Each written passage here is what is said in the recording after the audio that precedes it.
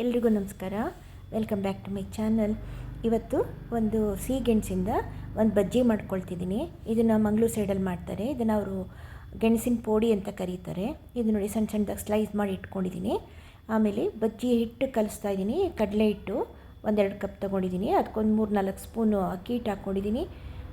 ಕೆಂಪು ಮೆಣಸಿನ ಪುಡಿ, ಜೀರಿಗೆ ಪುಡಿ ಮತ್ತು ಹಸಿಮೆಣಸಿನ್ಕಾಯಿ ಮತ್ತು ಬೆಳ್ಳುಳ್ಳಿ ಹಾಕ್ಬಿಟ್ಟು ಒಂದು ಪೇಸ್ಟ್ ಮಾಡ್ಕೊಂಡಿದ್ದೀನಿ. ಅದನ್ನು ಒಂದು ಸ್ವಲ್ಪ ಒಂದು ಸ್ಪೂನ್ ಹಾಕ್ಕೊಂಡಿದ್ದೀನಿ.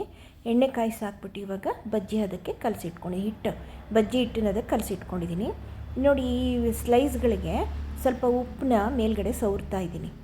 2 ಕಡೆ ಸವರ್ತಾ ಇದ್ದೀನಿ. 1 ಸ್ಪೂನ್ ಎಣ್ಣೆ ಮತ್ತು ಉಪ್ಪು ಹಾಕ್ಬಿಟ್ಟು ಸವರ್ತಾ ಇದ್ದೀನಿ. ಎಣ್ಣೆ ಕಾಯಕ್ಕೆ ಇಟ್ಕೊಂಡಿದ್ದೀನಿ. ಇವಾಗ ಬಜ್ಜಿಗೆ ಸ್ಲೈಸು ಮತ್ತು ಹಿಟ್ಟು 2 ರೆಡಿ ಇದೆ. ಎಣ್ಣೆ ಕಾದ ತಕ್ಷಣ ಒಂದೊಂದೇ ಹದ್ಬಿಟ್ಟು ಹಾಕ್ಬಿಟ್ಟು ಬಜ್ಜಿ ಮಾಡ್ಕೊಳ್ಳೋಣ.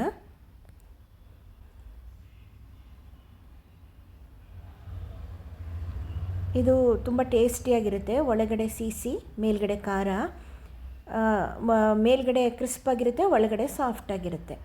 ಮಾಮೂಲಿ ನಾವು ಆಲೂಗಡ್ಡೆ ಬಜ್ಜಿ ಮಾಡ್ಕೊಳ್ತೀವಲ್ಲ, ಸೇಮ್ ಅದೇ ಟೈಪ್ ಇದು ಕೂಡ.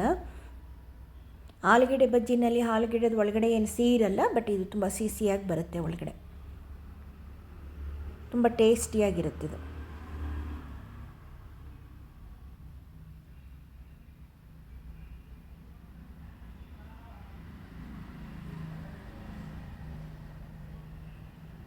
ಪ್ಲೀಸ್ ನನ್ನ ಚಾನಲ್ನ ಸಬ್ಸ್ಕ್ರೈಬ್ ಮಾಡ್ಕೊಳ್ಳಿ, ಶೇರ್ ಮಾಡಿ, ಕಮೆಂಟ್ ಮಾಡಿ, ಮತ್ತು ನನಗೆ ಸಪೋರ್ಟ್ ಮಾಡಿ.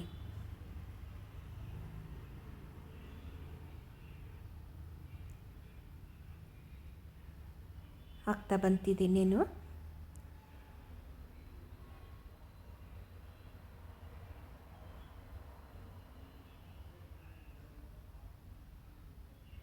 ಏನು ಟೈಮ್ ಕೂಡ ಜಾಸ್ತಿ ತೊಗೊಳ್ಳಲ್ಲ ಬೇಯೋಕ್ಕೆ. ಗೆಣಸಿರೋದ್ರಿಂದ ಬೇಗ ಬೆಂದ್ಕೊಳ್ಳುತ್ತೆ.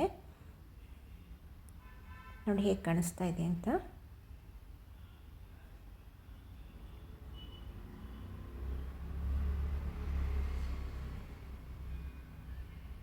ನೋಡಿ ಒಳಗಡೆ ಹೇಗೆ ಬೆಂದಿದೆ ತೋರಿಸ್ತಾ ಇದ್ದೀನಿ ನೋಡಿ. ಸೇಮ್ ಆಲೂಗಡ್ಡೆ ಬೋಂಡ ಬಜ್ಜಿ ಮಾಡಿದಾಗೇನೆ ಇದು ಕೂಡ. ನೋಡಿ ಒಳಗಡೆ ಚೆನ್ನಾಗಿ ಬೆಂದ್ಕೊಂಡಿದೆ.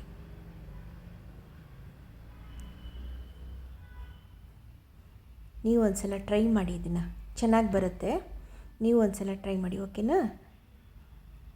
Thank you.